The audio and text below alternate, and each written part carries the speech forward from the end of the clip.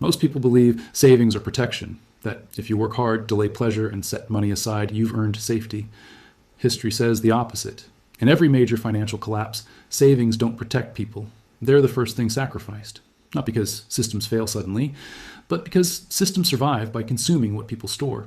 And this pattern is older than banks, older than paper money, older than modern governments.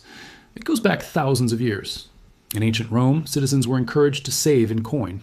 Silver denarii were stable for centuries. People trusted them. Families passed them down. Merchants stored them. Then the Roman state started running deficits. Wars, armies, expansion. Instead of collapsing, Rome did something smarter. They quietly reduced the silver content of the coins. Same coin, same face of the emperor, same denomination, but less silver inside. By the time Emperor Diocletian ruled in the late 3rd century, the denarius had lost over 90% of its silver content.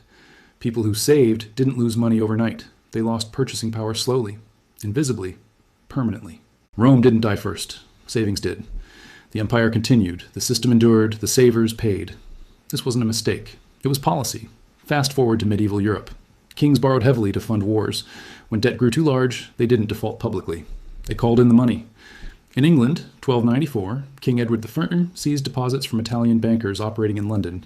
In France, King Philip IV did the same, then expelled entire banking families once their capital was extracted. The crowns survived. The savers didn't. Savings were not protected from collapse. They were used to delay it. Jump forward again, 20th century Germany. After World War I, Germany was buried under reparations and debt. The Weimar government didn't announce a collapse. They printed and printed and printed. People who held savings accounts watched their life work evaporate. Teachers, engineers, shop owners, civil servants.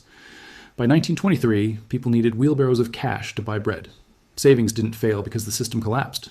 Savings failed so the system could continue a little longer. The state paid its debts. Salaries were issued. Obligations met at the cost of everyone who saved. Then came the Great Depression. Americans trusted banks. Deposits were seen as safe.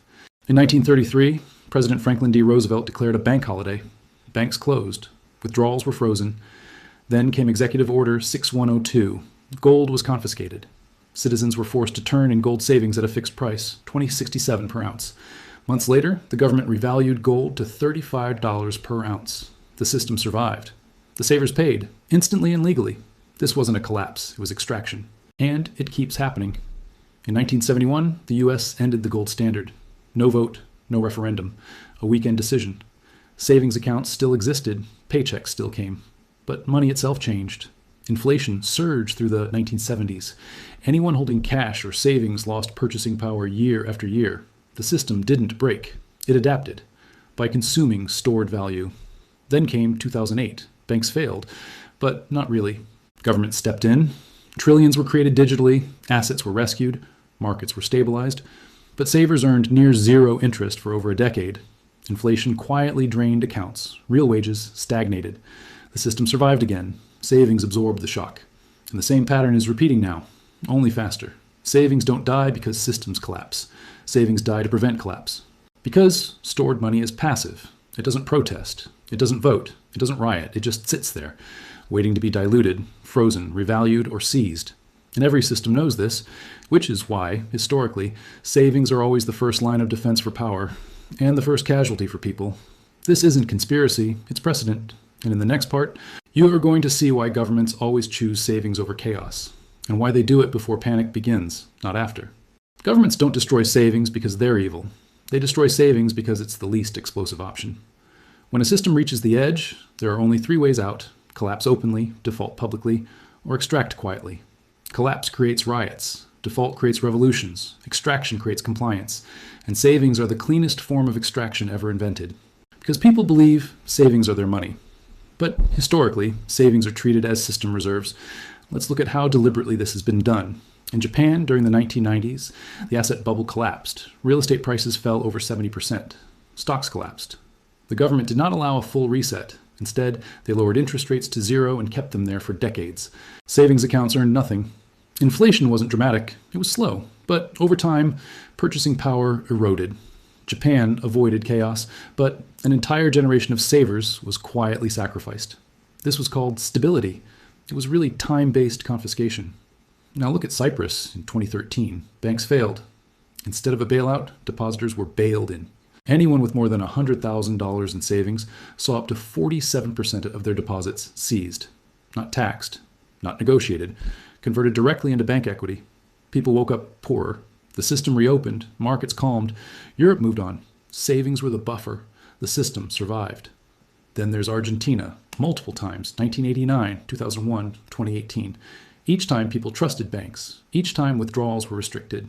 The Corralito of 2001 froze deposits. People couldn't access their own savings. Businesses collapsed. Middle-class families were destroyed. But the state continued operating. Debt was renegotiated. Currency was reset. Savings absorbed the shock. Again, this pattern repeats because it works. Savings are concentrated trust. They represent delayed consumption.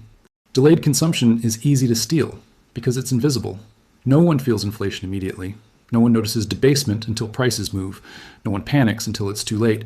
That's why savings always go first. Because governments know something most people don't. You can't extract from people who have nothing left to lose, but you can extract from people who are still hoping. Hoping that the system will stabilize. Hoping that prices will normalize. Hoping that this time is different. That hope is what powers the final phase. Look at the Soviet Union. Before collapse, citizens were encouraged to keep money in state banks. Savings accumulated. When the ruble collapsed, savings were wiped out overnight. The state dissolved. But the savings were already gone. They had been consumed to keep the system alive longer than it deserved. Or look at China today. Capital controls prevent people from moving savings freely.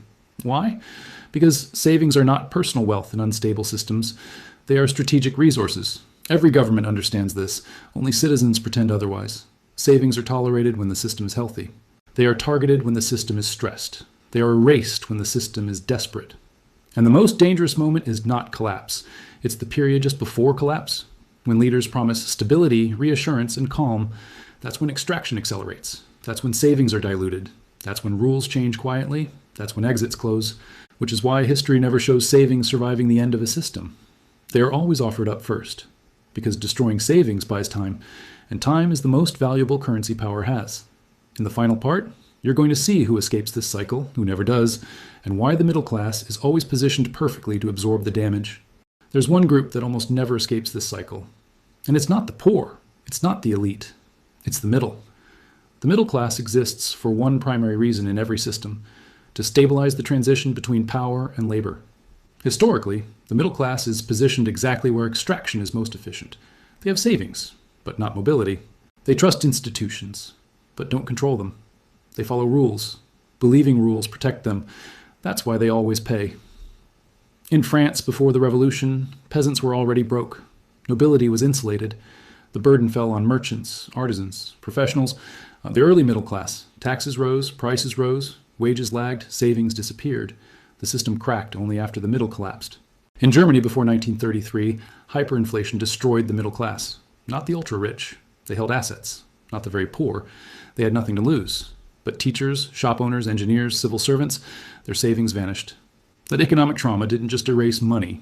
It erased trust. And when trust dies, politics radicalize. The same thing happened in Russia in the 1990s. Savings wiped. Middle-class professionals destroyed. Assets transferred to a small group who understood timing, access, and leverage. The system didn't fail randomly. It reorganized ownership. This is the final stage most people don't see. Collapses are not endings. They are filters. They decide who keeps claims on the future. Savings represent past effort. Assets represent future control. Systems always protect future control. They sacrifice past effort. That's why money is printed. That's why currencies are reset. That's why rules change mid-game. Because protecting savers would require admitting failure. And systems never admit failure. They change definitions. They redefine stability. They redefine value. They redefine success. And by the time people realize what's happened, the transfer is complete. This is why savings never outlive systems. They are incompatible with instability. And this is why history keeps repeating, not because leaders are stupid, but because extraction is easier than reform. Collapse is noisy. Extraction is quiet. And quiet always wins. If you're watching this and thinking this feels familiar, that's because it is. You're not watching a prediction. You're watching a replay. History doesn't warn loudly. It whispers first. If you want to understand these patterns before they play out, not after, this channel exists for that reason. Subscribe, not because things are ending, but because they re-changing, and the people who understand the change are never the ones left paying for it.